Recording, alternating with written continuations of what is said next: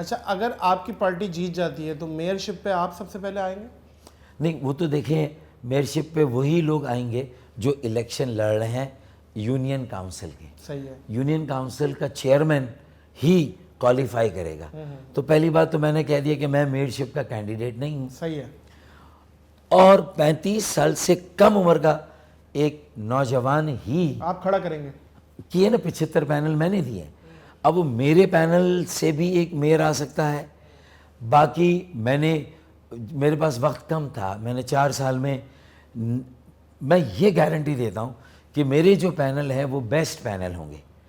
تعلیم یافتہ، سمجھدار سلجھے ہوئے، اچھا خاندانی بیک گراؤنڈ اور ہر شعبے سے اور طبقے سے تعلق رکھنے والے. اس میں ڈاکٹرز ہیں، انجینئرز ہیں، وکلا ہیں، آئی ٹی کے ایکسپرٹ ہیں، تاجر، کاروباری لوگ، کراچی کا بھی انہیں پتہ ہونا چاہیے نا. اور ہر مسلک اور ہر زبان بولنے والے اور کراچی کے گلیوں چپے سے واقف ہونے چاہیے. بالکل.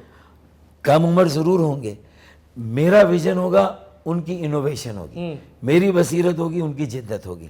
تو یہ کمبینیشن ہے، ویژن اینڈ انوویشن انشاءاللہ. پھر اس کے علاوہ میں کہتا ہوں کہ کسی اور پارٹی میں بھی جو لوگ کامیاب ہوں گے تو آگے جا کے ہمیں مشترکہ طور پر کراچی کو اون کرنا ہے. اون کراچی، سیو کراچی، میک کراچی. کراچی کو اپنائیں، بچائیں اور بنائیں تو پاکستان کو اپنایا، بچایا اور بنایا. یہ ہے. کیا آپ کی سکس سینس سے بتائیے گا اپنے پوائنٹ آف ویو سے، کیا آپ کو لگتا ہے سچی بات کراچی والے آپ کو ووٹ دیں گے؟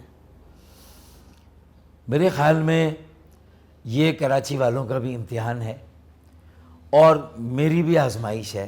اچھا ڈاکٹر صاحب مجھے ایک بات بتائیے گا، بہت سارے سیاستدان ایسے تھے جو آج سے 10-15 سال پہلے ہاٹ کیک ہوتے تھے، اب وہ ان کا نام و نشان نہیں ہے. تو میرا سوال یہ، کسی بھی سیاستدان کی ناکامی کی بڑی وجہ کیا ہوتی ہے کہ وہ پیچھے ہو جاتا ہے؟ کیا آپ کو لگتا ہے کہ یہ اس کی ناکامی کی بڑی وجہ ہے؟ میرے خیال میں اس کی نظر جو ہوتی ہے وہ کیا میڈیا میں کمانا؟ وہ بہت قریب کی نظر ہوتی ہے اس کی. ہاں. اس کی دور رس نظر ہونی چاہیے، دور بینی ہونی چاہیے اس کی نگاہ میں.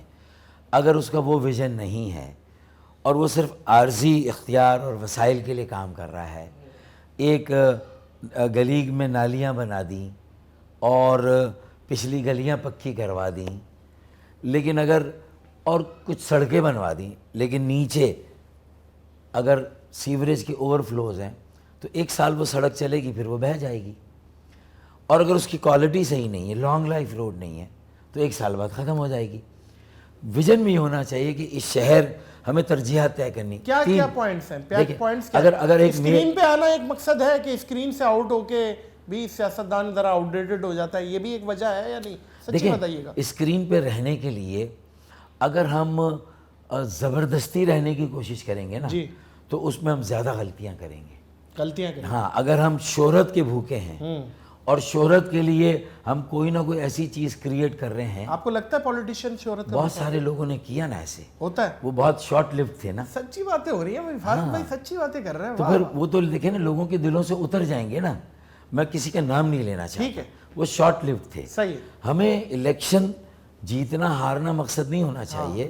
یہ مقصد ہو کہ کیا معاشرے میں مضبوطی اور استحکام رہے گا، کیا پانی کی کمی پر جو فسادات ہوں گے وہ فسادات کیا لسانی فسادات میں تبدیل نہیں ہوں گے، کیا وہ مسلکی فسادات میں تبدیل نہیں ہوں گے.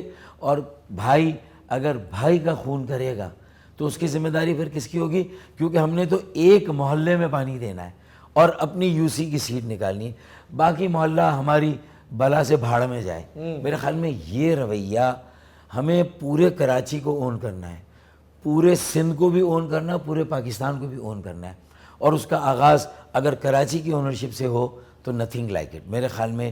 کیونکہ 60-70% ریونیو ہم دیتے ہیں، کراچی چلتا ہے تو پاکستان چلتا نہیں، پلتا ہے. پھر 90% ہم صوبے کو ریونیو دیتے ہیں. تو میرے خیال میں اگر یہ چیزیں کراچی پورٹ.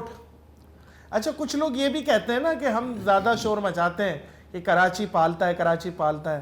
تو لوگ کہتے ہیں کراچی نہیں، کراچی سٹی کی بات نہیں ہو رہی، کراچی پورٹ کی بات ہو رہی ہے، کیونکہ پورٹ سے ساری امپورٹ ایکسپورٹ ہے نا. مزے کی بات یہ ہے کہ جو پورٹ کا اپنا ریونیو ہے وہ بھی اربوں میں ہے، اس کا الگ بجٹ ہوتا ہے، وہ بجٹ وفاقی بجٹ کا حصہ نہیں ہے، تو وہ تو ایک کمانے والا ادارہ ہے، اور اس کی آمدنی اور اخراجات کیا ہے وہ پاکستان کی قومی پارلیمان کی نہ دوربین میں ہے نہ خوردبین میں ہے، اس کی تو کوئی اسکروٹینی اور آڈٹ ہے ہی نہیں، تو وہ تو ویسے ہی ہم نے بخشا ہوا ہے جو اس کارپوریشن کے مالک ہیں، وہ تو ایک الگ راجواڑہ اور ریاست ہے۔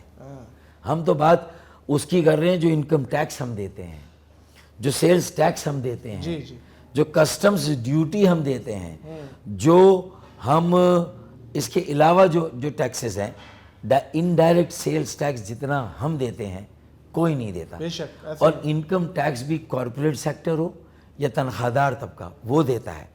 اور کتنی خوبصورتی کے ساتھ جو ہمارا حکمراں طبقہ ہے، جو ہماری اشرافیہ ہے، اس میں 65-70% اگر وڈیرے جاگیردار ہیں تو ان کی آمدنیوں پر کوئی ٹیکس نہیں، اور اس کا استثناء ایگزمپشن انہیں آئین پاکستان میں ملا ہے۔